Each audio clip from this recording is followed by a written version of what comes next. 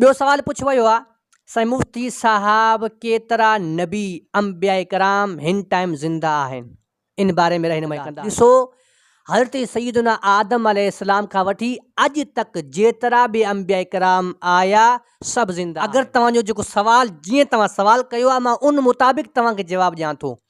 तव्हां सवाल पुछो आहे अंबिया कराम जी ज़िंदगी जे बारे में, सभु नबी पंहिंजी पंहिंजी मुबारक क़बरनि में छा नी ज़िंदा आहे। अगरि तव्हां सवाल ईअं पुछो था साईं कंहिं कंहिं नबी खे मौत न आई आहे, त पोइ मां उन जे बारे में तव्हांखे जवाबु ॾियां थो।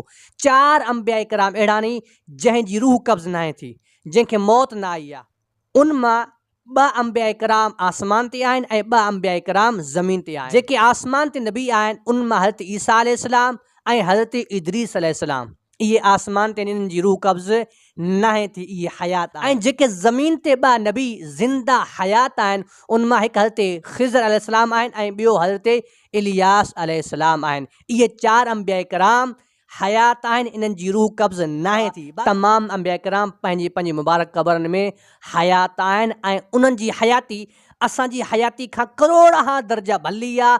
उन्हनि खे अल्लाह जी तरफ़ां रिज़्क़ बि मिलंदो आहे, खाईंदा पीअंदा बि आहिनि ऐं जीअं असांजी ज़िंदगी आहे उहे ज़िंदगी गुज़ारनि था, लेकिन असांजी ज़िंदगी खां उन्हनि जी ज़िंदगी करोड़ दर्जा बहितर अफ़ज़ल आला आहे।